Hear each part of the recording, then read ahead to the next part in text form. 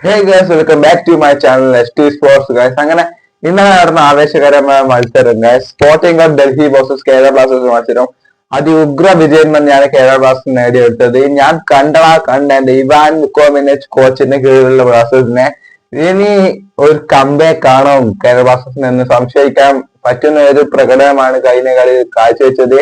Sporting club ഡൽഹിയെ എതിരില്ലാത്ത 3 ഗോളിനാണ് പരാജയപ്പെടുത്തിയത്. ഫസ്റ്റ് ഗോൾ വന്ന വഴി വരെ, പക്ഷെ അതിനു മുമ്പ് 4-ാം മിനിറ്റിൽ കളി ഓടിക്കാൻ 4-ാം മിനിറ്റിൽ തന്നെ ഒരു കോർണർ വരുന്നു. ഇവാൻ റോഡ്രിഗസിന്റെ ഒരു നല്ല ഹെഡർ ആയിരുന്നു, പക്ഷെ അൺഫോർച്ചുനേറ്റ്ലി അത് പോസ്റ്റ് തട്ടി തെറിക്കുന്നു. ഒരു ഫ്രീ ഹെഡർ ആയിരുന്നു, ഗോളി വരെ കുറച്ച് ഡിസ്റ്റൻസ് ആയിരുന്നില്ലേ, അവർക്ക് ഗോൾ ആയെങ്കിൽ അന്നേരം ഒരു ആവേശം കയറിയായിരുന്നു. ബട്ട് അത് ഗോളായില്ല.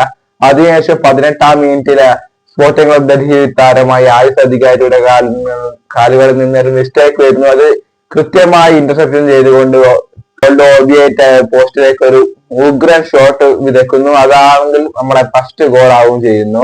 കോൾഡോബിയേറ്റ് നമുക്ക് വേണ്ടി ഫസ്റ്റ് ഗോൾ അടിക്കുന്നു. അതിനുശേഷം അതുപോലെ തന്നെ ഒരു നല്ല കോറോസിംഗിന്റെ ക്രോസ് നിഹാൽ സുജീഷ് പിടിച്ചെടുത്ത് കോൾഡോബിയേറ്റ് ഒരു പാസ്, അത് കൃത്യമായി വീണ്ടും കോൾഡോബിയേറ്റ് തന്റെ ദൗത്യം വിജയിക്കുന്നു. രണ്ടാമത്തെ ഗോൾ അവിടെ പിറക്കുന്നു.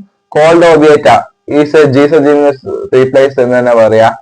ജീസസ് ജിമിനസിനെ പോലെ ഇവർ ഗോൾ പോച്ചർ അല്ല കോൾഡോബിയേറ്റ്, ബട്ട് ഈ സ്കോറിംഗ് ഗോൾ.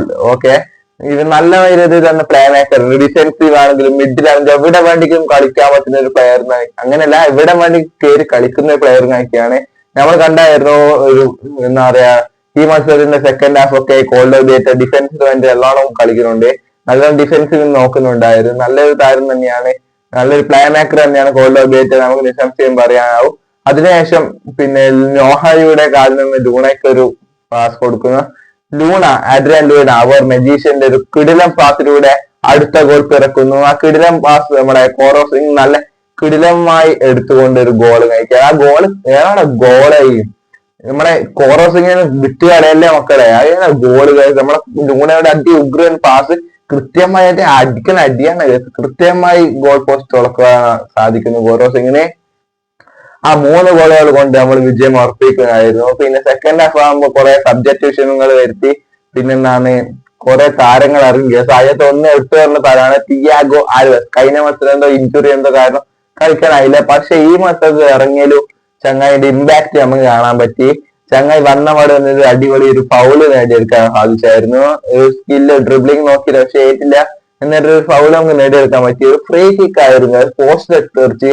ഇപ്പൊ നമുക്കൊരു കാര്യം ഉറപ്പായിരിക്കും, ആഡ്രിയൻ ലൂണ ഇല്ലെങ്കിൽ നമുക്ക് ഫ്രീ കിക്ക് എടുക്കാൻ ഒരു മുട്ടുമണിയുണ്ട്, തിയാഗോ ആൽവസ് എന്ന് നമുക്ക് മനസ്സിലായിരിക്കുന്നു.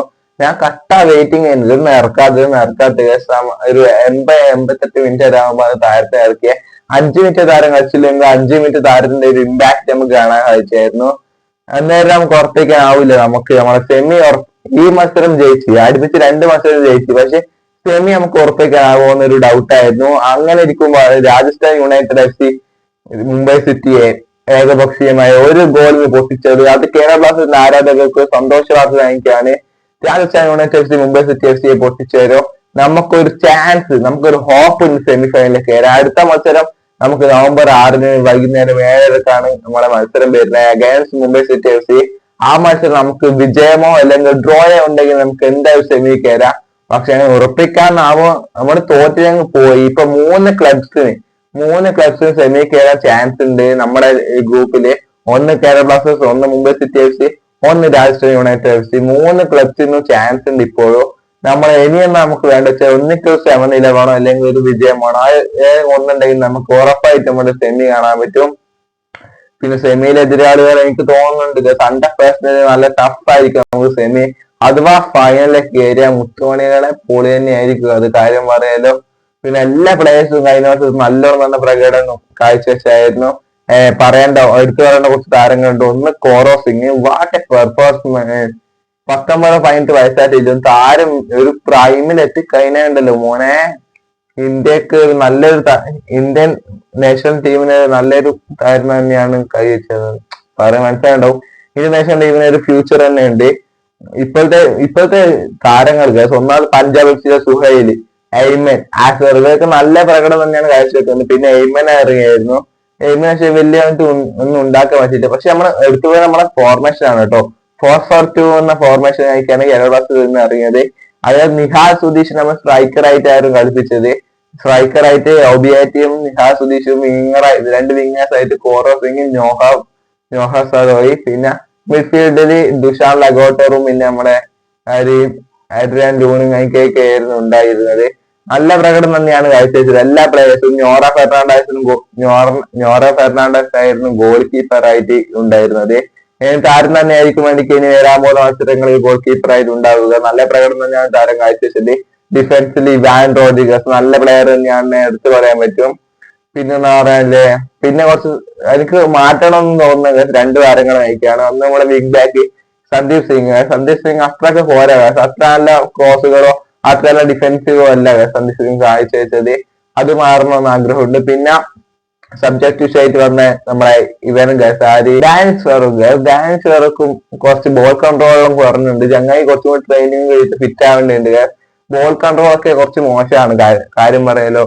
എന്തായാലും സ്പോർട്ടിംഗ് ക്ലബ് ഡൽഹി കുറെ പരിശ്രമിച്ചു ഗോളിന്, പക്ഷെ നമ്മുടെ ഡിഫൻസ് തടുത്തു നിന്ന് അത് ഗംഭീരമായിട്ട് തന്നെ ഡിഫൻസ് ഒക്കെ നോക്കിയായിരുന്നു. അറ്റാക്കിങ് സെറ്റ് ആയിരുന്നു. പക്ഷെ സെക്കൻഡ് ഹാഫ് കഴിയുമ്പോഴേക്ക് നമ്മളെ കുറച്ച് ഡിഫൻസീവ് മാച്ചും പിന്നെ കുറച്ച് അറ്റാക്ക് അധികം ആവാത്ത പോലും തോന്നി. പിന്നെ Mumbai city Rajasthan F C മത്സരം പറയുകയാണെങ്കിൽ രാജസ്ഥാൻ എഫ് സി ഒരു ടീം വർക്ക് തന്നെയാണ് കണ്ടത്. രാജസ്ഥാൻ എഫ് സിയുടെ ഭാഗത്ത് നല്ലൊരു ടീം വർക്ക് കണ്ടു. അങ്ങനെ ഒരു ഗോളും പിറന്നു.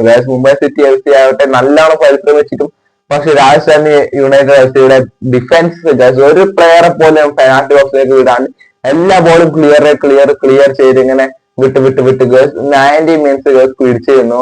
അങ്ങനെ Rajasthan United F C group സ്റ്റേജിൽ 3 പോയിന്റ് കഷ്ടമാക്കിയിരിക്കുകയാണ്. എന്തായാലും അടുത്ത മത്സരം നമ്മൾ മുംബൈ സിറ്റി എഫ് സിയുടെ കൂടെയാണ്. ആ മത്സരം തീരുമാനിക്കും നമ്മൾ സെമി കയറുമോ ഇല്ലയോ എന്നൊക്കെ.